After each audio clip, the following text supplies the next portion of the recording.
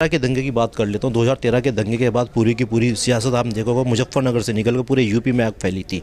उसको कैसे देखते हैं?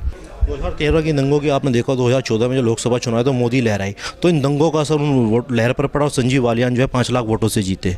वोटर रहेंगे वही वे मशीन रहेगी, फिर वही शासन प्रशासन पर सवाल उठेंगे। हमारा चुनाव भारतीय जनता पार्टी के उम्मीदवार से है, डॉक्टर संजीव बालियान से।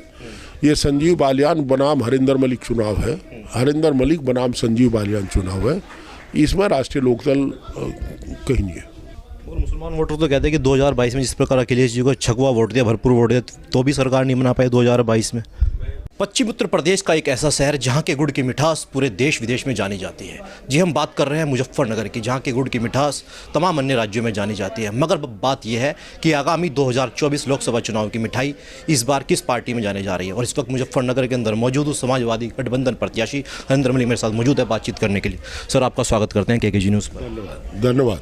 सर, कैसे देखते हैं इस बार की मिठाई, अब को कैसे लेने जा रहे हैं अपने पहले में?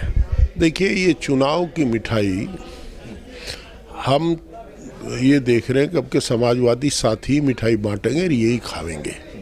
हमारे साथ कांग्रेस के साथी और आज़ाद ये क्या है, आम आदमी पार्टी के साथी भी। हमारा गठबंधन चुनाव जीत रहा है, अच्छे जीत रहा है। और हम लोग सौभाग्यशाली है, खुशकिस्मत है कि हम 2019 में चौधरी अजीत सिंह जो बड़े किसान नेता थे, उनके साथ हुए बेईमानी को दूर करके और उनके साथ जो ज्यादती की गई थी चुनाव में, जिससे नतीजा बदला गया, तो उसको दूर करने में कामयाब होंगे। और विजय प्राप्त करने के बाद चौधरी अजीत सिंह जी को वह हार्दिक श्रद्धांजलि देंगे।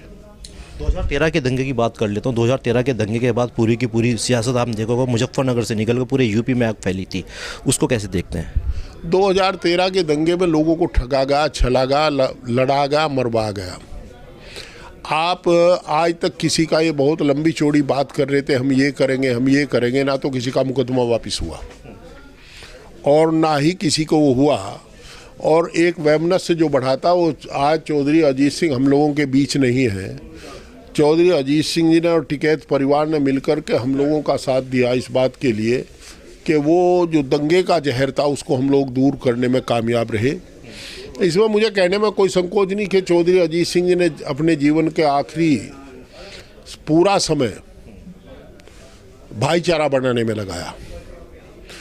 और आज भाईचारा लोगों के मुंह चढ़ कर के बोल रहा है, तो वो भाईचारा जो बढ़ा है उसे देख करके उनकी आत्मा निश्चित रूप से संतुष्ट रही होंगी। स्वर्ग में जो उनकी आत्मा है उनको शांति मिल रही होगी।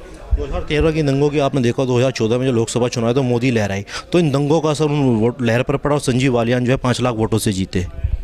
जब काठ की हंडी एक बार चढ़ती है, वो एक बार चढ़ी, वो दंगे थे, वो चुनाव नहीं था, वो जज्बात थे। उसमें किसी को सच्चाई का, अच्छाई का पता ही नहीं था, बुराई का पता नहीं था, वो जज्बात हुए सब।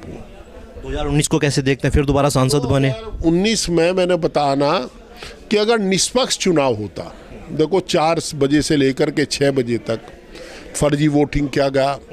वो बड़े नेता थे, वो बड़ा मन करके उन्होंने हार स्वीकार कर ली, पर झगड़ा स्वीकार नहीं किया। उन्होंने देखा कि लोगों को दिक्कत होगी उनकी। मैं इस बात के लिए उनको नमन करता हूँ। नहीं तो वो चुनाव नहीं हार रहे थे, उनको जबरदस्ती हरा दिया गया था। वही वोटर रहेंगे वही वे मशीन रहेगी, फिर वही शासन प्रशासन पर सवाल उठेंगे। वो नेता थे, मैं कार्यकर्ता हूँ। और पिछली गलतियों से हमने सबक लिया है, राजनीतिक लोगों ने सबक लिया है, और उन गलतियों को अब नहीं होने देंगे। मुजफ्फरनगर 6 विधानसभा आपने देखा होगा, 5 विधानसभा गठबंधन में गई, 4 के बाद एक खतौली उपचुनाव हुआ। कैसे देखते हैं? अब तो राष्ट्रीय लोकदल भी अब NDA में शामिल हो चुकी है। राष्ट्रीय लोकदल NDA में शामिल नहीं हुई है, उसको शामिल किया गया है। वो किन परिस्थिति में उसको जाना। राष्ट्रीय लोकदल से हमारी कोई लड़ाई नहीं है, कोई झगड़ा नहीं है, कोई चुनाव नहीं है।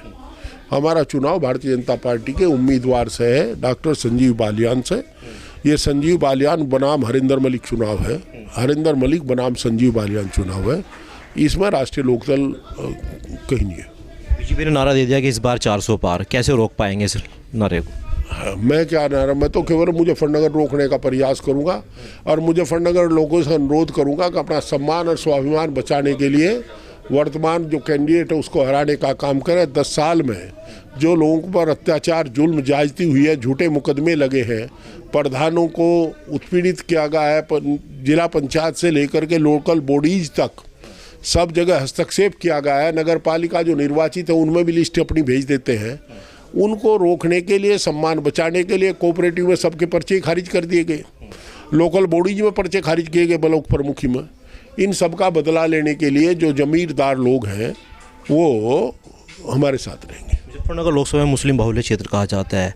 इस मुस्लिम बाहुल्य क्षेत्र पर कैसे आप लोग अपनी निगाह टिकट के बापटे हैं? कौन सा ऐसा समीकरण रहेगा मुस्लिम वोटर को लेने के? आपको मुसलमान के माने पता है? जो मुकम्मल ईमान का मुसलसल मालिक हो उसे मुसलमान कहते हैं।